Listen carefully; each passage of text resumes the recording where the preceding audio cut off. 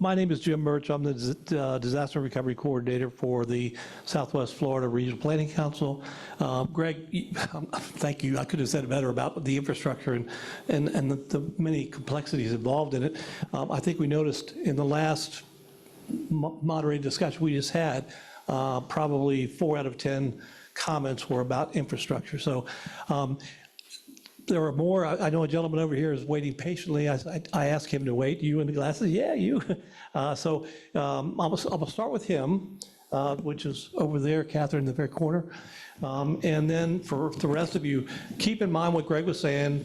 Infrastructure is, God, it's everything economically and otherwise. But the resiliency of what you decide, what your project might be, is so important because we don't want to rebuild at the highest cost there are possible. We want to make sure that we build some resiliency into the construction of all this and the design. So with that, we'll start over there. Rick Lemkel with City of Punta Gorda Planning Department. I'm the grants coordinator over there.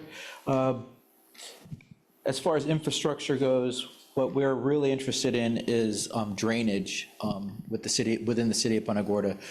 It's very difficult to manage the king tides, let alone the high tides, and then potential sea level rise or disaster that happened recently.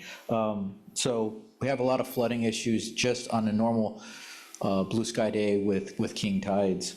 So we're dealing with that right now. We've got a plan in the works for drainage, but we don't have, we're trying to determine what the plan's gonna look like, actually. As far as infrastructure goes right now, we're working on we've got an unfunded project with the water treatment plant for an expansion. We're limited on the amount of water we're able to take from Shell Creek Reservoir, and we've got a population of 42,000, and so we have to supply that water, but we can only make like 8 million gallons a day, and actually the demand is higher than 8 million gallons a day. Sometimes we exceed it by 500,000 gallons, just depends on the time of the year and whether it's dry season, wet season, and the demand for the day. So when demand is higher, we actually lose water pressure in the water lines, and that's potentially bad for the entire system, where you end up with boil water notices or just not being able to service parts of the community. So what we're looking to do is expand that RO system and expand the well field itself. And that's a huge project. That's only one portion of that infrastructure project. The other portion of the infrastructure project is actually rehabilitating the Shell Creek the surface water treatment plant. They're adjacent to each other. And so I don't know where EDA falls in line with this type of infrastructure project. But I think it's a very doable project. It's needed, and we have to move forward with it at some point. Right now, we're looking into a BRIC grant with it, but don't know how successful that's going to be. We just submitted it last week, and but you know, we're looking for other funding opportunities like bonds, or right now we're looking at bonds, and so that's going to be an expensive project if we can't get assistance from anywhere else. Yeah, that's about it. I mean, there's other infrastructure, critical infrastructure out there that's needed in the city, but those are the two big major projects right now. It's Rick, right? Yes. Rick, Greg Bidet. So definitely put your projects together before you leave today. I'll give you my card, and we can certainly have a discussion offline, because again, I can't make a determination at this point whether it might be eligible for EDA funding or not. So I'm going to have to look at the details of the project. But let me share my card with you, and sure. Appreciate you putting those ideas. Milton, did you have a question? Or? I just want to make sure they remember that we do have other federal agencies that they may have. Yeah, no, I understand that. Yeah, so that's right. So that's our determination as the larger federal family here. We'll make that appropriate determination. Yeah, that's certainly the interagency efforts could help with that. When you make, for all of you, especially you that just spoke, make sure you put your summary sheets in and make sure, Greg, would it not, I mean, when we're looking at a project like that, for example, since it's the first one up, the economic benefits of having water versus not having water are tremendous. Is that even a consideration? It is, but again, from our purposes, Rick, again, speaking again just from EDA standpoint, we're going to want to know how that ties into economic development specifically, right? So in terms of, again, job creation, private sector investment, retention of jobs and things like that. It's not going to be motivated by, hey, we need to upgrade the water system because we have additional population coming in and things like that. I mean, so that's why the devil is going to be in the details, Rick.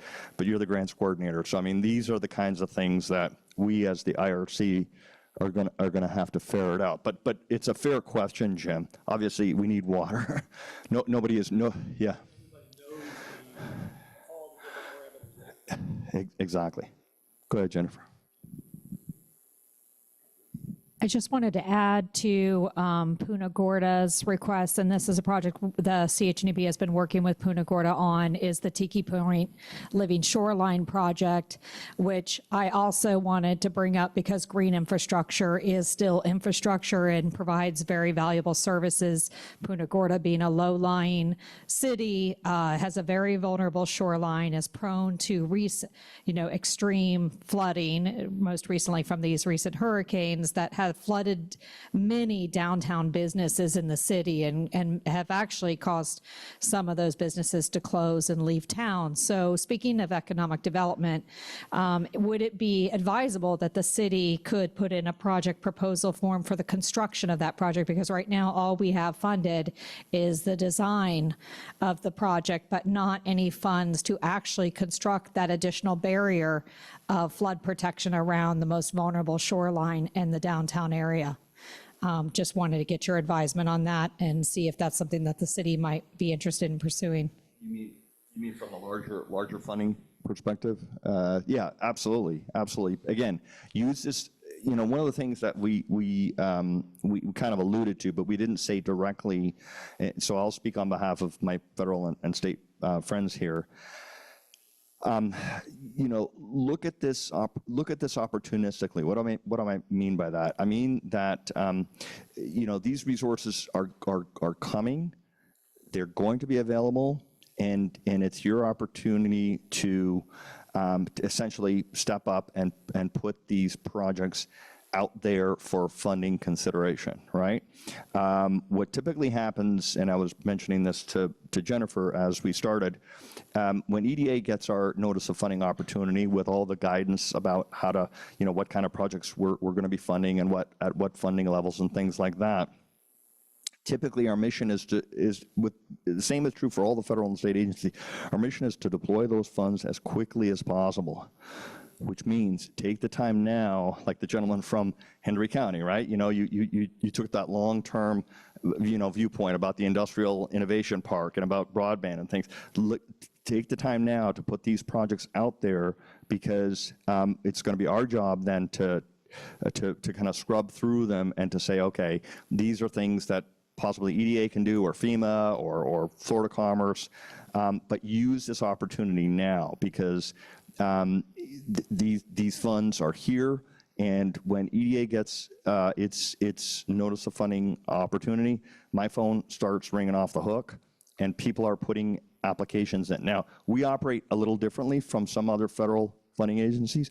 We review projects on a rolling basis, which means we're constantly reviewing projects. If that notice of funding opportunity hits at 12:01 on June 1st, then on June 2nd we're getting calls and we're having those discussions. And so we don't wait. We don't wait to say everybody come and get your projects in before December 30th. No, we say it's open, it's live, go to it. Speak to Greg, get those projects in the pipeline. and we start that review process in earnest, and we constantly communicate with you folks. So Rick, if you put a project in, I would be contacting you and saying, okay, Rick, you guys need to refine the scope of work, or I need a little bit more clarification on the budget, or I need to have a little bit more information about how it's going to impact the business community and things like that. So you're not left sort of wondering where things are. So we constantly try to update you as the process unfolds.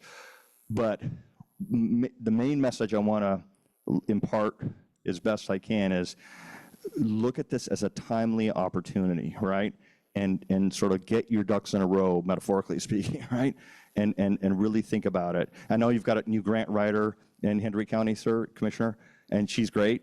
Worked with her, and you've got great folks there. And so I appreciate having these discussions. That's what makes my job exciting and fun, is to have these discussions with you all. And I'm sure I speak with, for all my federal and state partners. We want to have these discussions, and this is, again, the start of the discussion, but we're here to light the spark.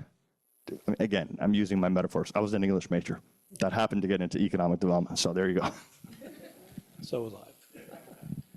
Okay, so thank you, Rick.